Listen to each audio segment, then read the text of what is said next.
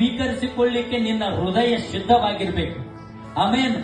ಅದ್ರ ಬಗ್ಗೆ ನೀನು ಅರ್ಥ ಮಾಡಿಕೊಳ್ಳಿಕ್ಕೆ, ತಿಳಿದುಕೊಳ್ಳಿಕ್ಕೆ ನೀನು ಯಾವಾಗಲೂ ಏನಂದ್ರೆ ಆಸಕ್ತಿ ಉಳ್ಳವನಾಗಿರ್ಬೇಕು. ಹಲ್ಲೆಲೂಯಾ. ಯಾಕೆಂದ್ರೆ ಈ ವಾಕ್ಯ ನಿನ್ನನ್ನ ಜೀವದಲ್ಲಿ ನಡೆಸುವಂತ ವಾಕ್ಯವಾಗಿದೆ. ಅವತ್ತು ಮೋಸ ಕೈಯಲ್ಲಿ ಕೊಟ್ಟಂತ ಕೋಲನ್ನ ಕೊಟ್ಟಂತ ದೇವರು ನನ್ನ ಕೈಯಲ್ಲಿ, ನಿನ್ನ ಕೈಯಲ್ಲಿ ಈ ಸತ್ಯವೇದವನ್ನ ಕೊಟ್ಟಿದ್ದಾರೆ. ದಯವಿಟ್ಟು ಎಲ್ಲರೂ ಧ್ಯಾನಿಸೋಣ. ಓದ್ಲಿಕ್ಕೆ ಬರೀಲಿಕ್ಕೆ ಬರದೇ ಇರುವಂತವರು ಈ ವಾಕ್ಯಗಳನ್ನ ಬರೆದಿದ್ದಾರೆ. ಎಷ್ಟೋ ಅದ್ಭುತಗಳನ್ನ ಮಾಡಿದ್ದಾರೆ. ಯೇಸು ಸ್ವಾಮಿ ಸುವಾರ್ತೆಯನ್ನ ಸಾರಿದ್ದಾರೆ. ಇವತ್ತು ಓದ್ಲಿಕ್ಕೆ ಬರೀಲಿಕ್ಕೆ ಬರುವಂತ ನಾನು ನೀನು ಇವತ್ತು ಏನ್ ಮಾಡ್ತಾ ಇದ್ದೀವಿ? ದೇವರ ವಾಕ್ಯವನ್ನ ಸಾರ್ತಾ ಇದ್ದೀವ, ಪ್ರಾರ್ಥನೆ ಮಾಡ್ತಾ ಇದ್ದೀವ, ಸೇವೆ ಮಾಡ್ತಾ ಇದ್ದೀವ, ಅನೇಕರ ಬಿಡುಗಡೆಗೋಸ್ಕರ ಮೊಣಕಾಲು ಹಾಕ್ತಾ ಇದ್ದೀವ. ಯೋಚನೆ ಮಾಡಿಕೊಳ್ಳೋಣ.